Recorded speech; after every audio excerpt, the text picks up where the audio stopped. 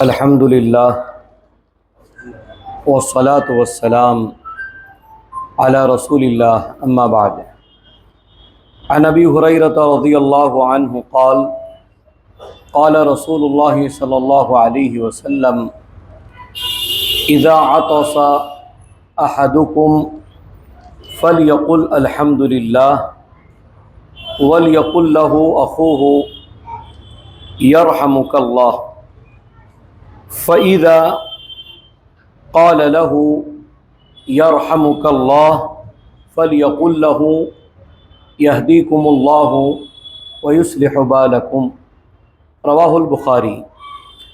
صحیح بخاری کی ایک حدیث آپ کے سامنے پڑھی گئی ہے، اور اس حدیث میں یہ بتلایا گیا ہے کہ ایک مسلمان کو جب چھینک آئے تو اسے کیا کہنا چاہیے۔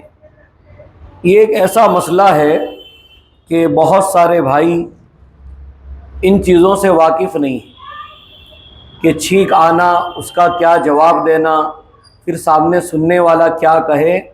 یہ ایسی چیز ہے کہ اب لوگ یا تو یاد نہیں ہے یا یاد ہے تو اس پر پھر عمل نہیں کرتے ہیں۔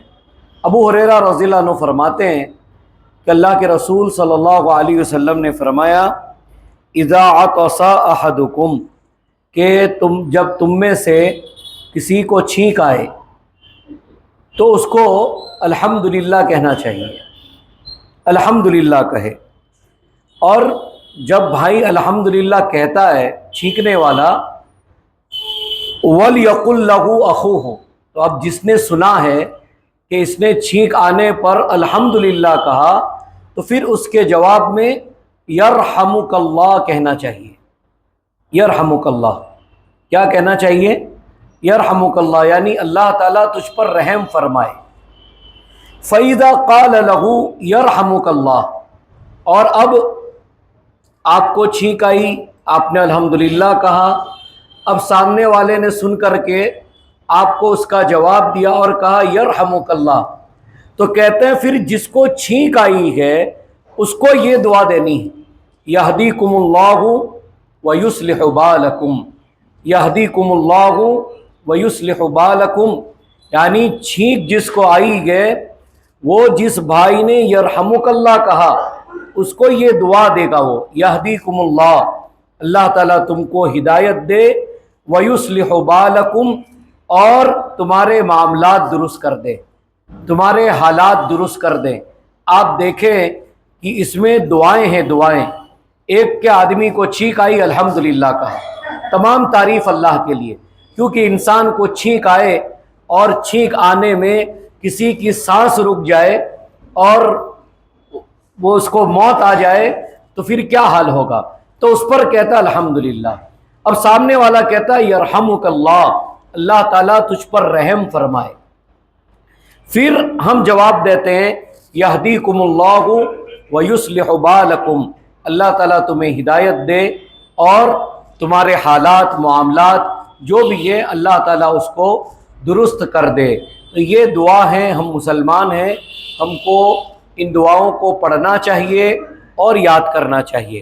آج دو سوال ہیں چھوٹے چھوٹے۔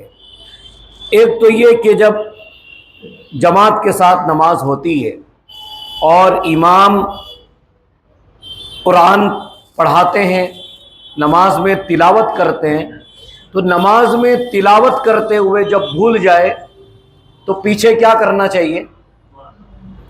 تلاوت کرتے ہوئے قرآن پڑھا جاتا ہے تب ارے لقمہ دینا ہے۔ قرآن پڑھتے ہوئے امام سے جب نماز میں کوئی غلطی ہو تو لقمہ دیا جائے گا۔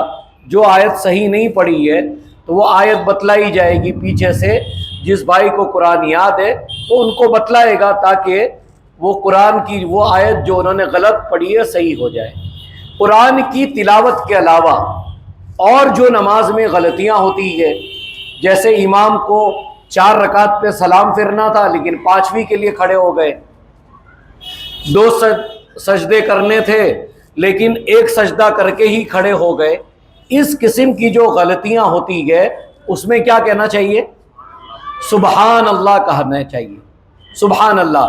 ہوتا یہ ہے کہ اب کوئی امام ہے، انہوں نے سجدہ کیا اور ایک سجدہ کر کے اٹھ گئے اور ان کو دوسرا سجدہ کرنا چاہیے تھا، تو پیچھے مصلی یہ کہ سبحان اللہ کہے، وہ اللہ اکبر کہنے لگ جاتے ہیں، تو یہ صحیح نہیں ہے۔ پیچھے جو بھی اس قسم کی غلطیاں بھول امام سے ہوتی گئے، اس کے بدلے میں سبحان اللہ کہنا چاہیے۔ یہ طریقہ ہے جو پیارے نبی صلی اللہ علیہ وسلم نے سکھایا ہے۔ اللہ تعالیٰ سے دعا ہے اللہ تعالیٰ ہم تمام کو پیارے نبی کی باتوں پر عمل کی توفیق عطا فرمائے۔